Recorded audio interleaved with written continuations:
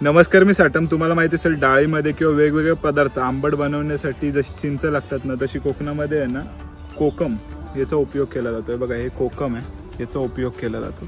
तर त्याचं मी आता तुम्हाला झाड दाखवणार आहे आणि एकंदरीत कोकम कसं बनतं ना ते तुम्हाला दाखवणार. त्याआधी बघा, हे बघा, हे कोकमाचं झाड आहे आणि त्याच्यावर अशा प्रकारे ही झाडाला कोकमा लागतात. ते बघा, इकडे पण बघू शकता तुम्ही.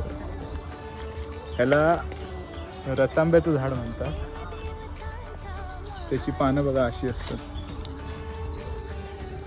तर हा असा हिरव्या कलरचा झाडावर लागलेला रतांबा असतो.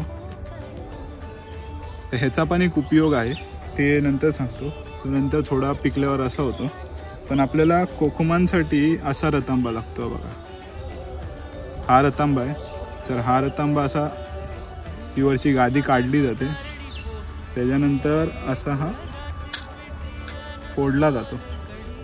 आता ह्याच्यामध्ये ही बी आहे, ही बी अशी काढायची आणि ह्याचे असे 4 तुकडे करायचे आणि ही बी. तर ह्याला मी कल्पवृक्ष सुद्धा म्हणतो. का ते तुम्हाला सांगतो. त्याआधी त्याच्यानंतर सुकल्यावर उन्हात अशी होते आणि फायनल स्टेज त्याची ही आहे. ही डाळीमध्ये टाकलं बरोबर आंबटपणाचं जे काम असतं ना, जे चिंच करतं ना, तेच ही कोकम सुद्धा करतात. तुम्ही खाल्लं सुद्धा असेल कदाचित. त्यानंतर मी कल्पवृक्ष का म्हणतो त्याबद्दल सांगतो. तर आता हे हिरवा जो हा रतांबा आहे ना, हा असा सुकवला जातो. त्यानंतरची स्टेज त्याची बघा ही अशी आहे आणि हे सुद्धा डाळीमध्ये वापरायला भारी असतं. त्याचबरोबर आता ह्या बियांचं काम.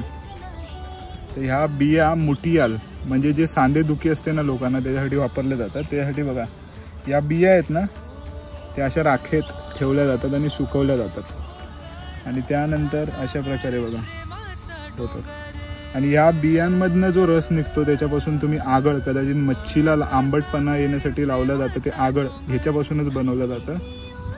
किंवा मग ह्यामध्ये मीठ टाकतात आणि त्याच्यामुळे हे अजून आंबट होतात जास्त आणि ह्याचा वापर कोकम म्हणून केला जातो. त्याचबरोबर ह्याच्यामध्ये साखर भरली ना की ह्याला जे पाणी सुटतं त्याच्यापासून सिरप बनवलं जातं, त्याचं कोकम सरबत बनवलं जातं. त्याचबरोबर हे रतांब्याचं झाड आहे ना, ते खूप जास्त महत्त्वाचं आहे. जे वेळेला आपण घर वगैरे बांधतो ना, त्यावेळेला हे लाकूड खूप चांगलं मानलं जातं. तर अशा प्रकारे हे कोकमाचे किंवा रतांब्याचे वेगवेगळे प्रोडक्ट्स. उगाच याला कल्पवृक्षाचा किताब मी दिला नाही आहे. तुम्हाला काय वाटतं त्याबद्दल ते कमेंट सेक्शनमध्ये कळवा आणि हर हर महादेव.